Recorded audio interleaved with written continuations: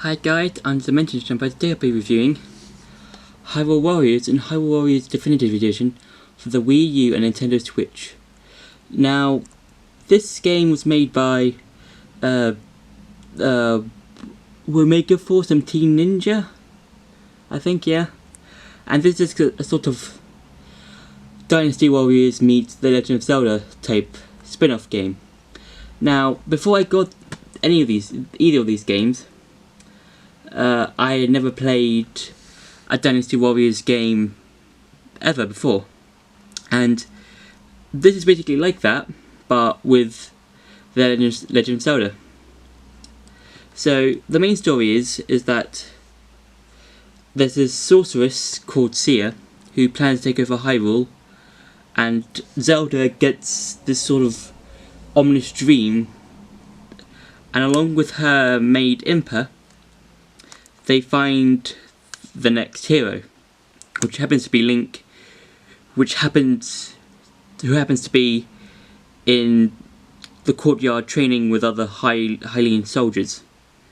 But before they can do anything and try to recruit him to be like the next hero and everything, they are attacked by monsters with two commanders, Volga, who's a knight dragon guy, and Wizro, who's basically some sort of demon wizard thing.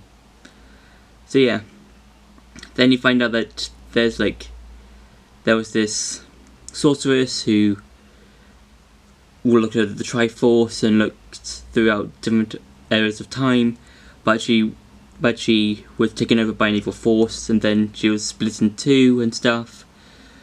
And you find out later in the game about who this person is and everything, and what I like about the games is that you can play as like any characters.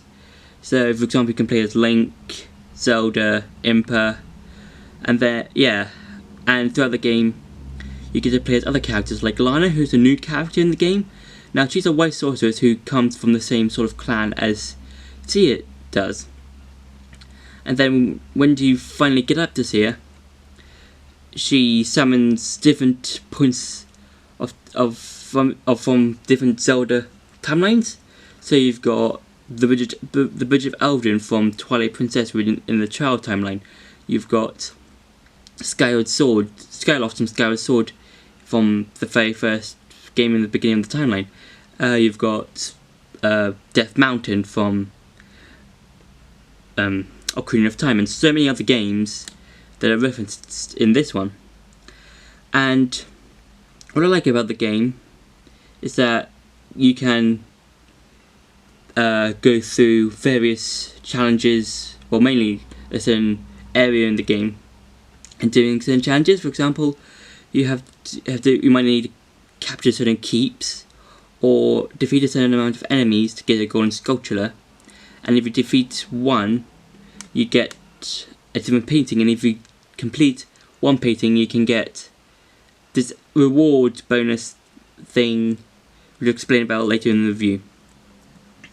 So, yeah, and within each land thing, you can acquire keeps and outposts for your army, and the more keeps you have, you just get more keeps and stuff and more outposts.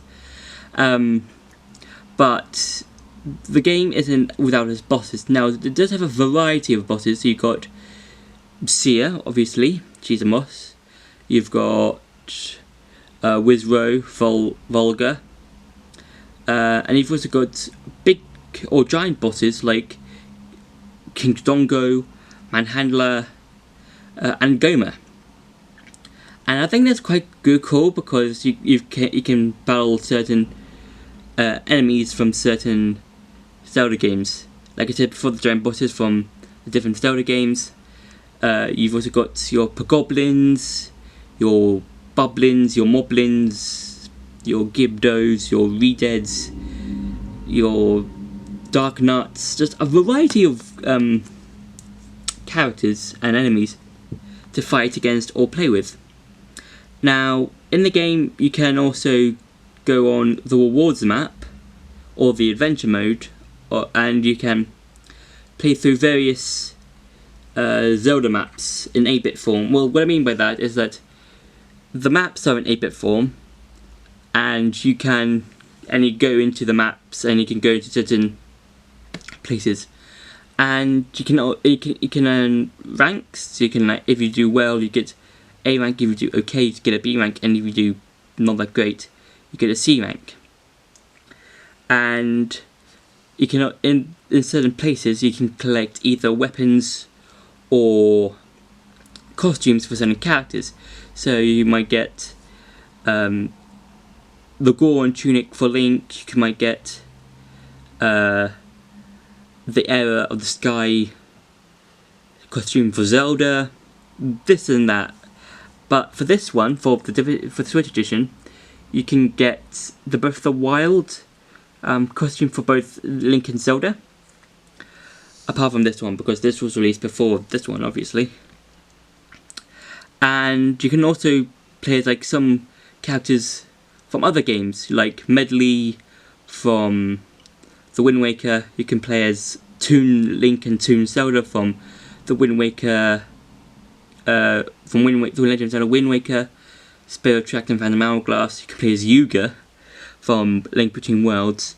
You can play as Agatha. Yes, Agatha. That Agatha from Twilight Princess, and very much more.